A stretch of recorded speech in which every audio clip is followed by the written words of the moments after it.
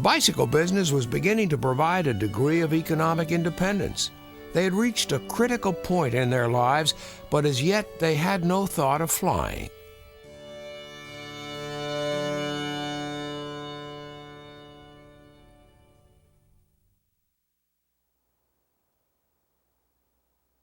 Samuel Pierpont Langley was a distinguished American scientist and secretary of the Smithsonian Institution.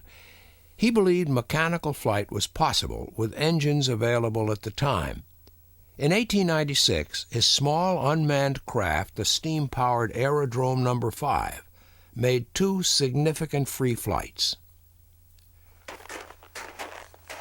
For the Wright brothers, it was just a short walk from Hawthorne Street to the building that housed their original bicycle shop. The printing business was upstairs on the 2nd floor. Together, they were forming a working unit with untapped abilities that would take them much further than they could imagine. They seemed to have perfect instincts as experimental engineers. They never left one problem until they were sure it was solved and until they were sure that they understood the solution.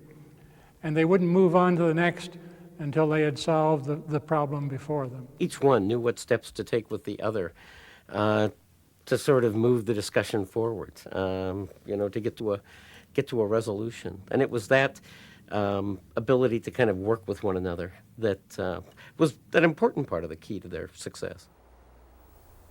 In 1896, Orville caught typhoid, probably from a tainted well in the back of the bicycle shop. As the illness ran its course, Wilbur read a newspaper article about Lilienthal's accident. Wilbur said, "The brief notice of his death aroused a passive interest which had existed from my childhood." That passive interest was in the idea of flight, dormant since the brothers had built toy helicopters as children. For the moment, they went no further than discussing the achievements of Lilienthal, Langley, and other pioneers, but their talent and their unique working relationship were ready.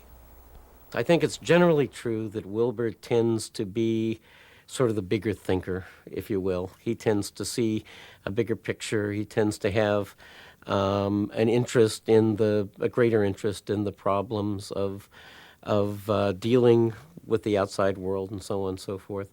Orville's strengths tend to be the engineering strengths. He's one of those people who has the ability, the capacity to imagine machines in his head, if you will, and the ability to kind of turn them around mentally.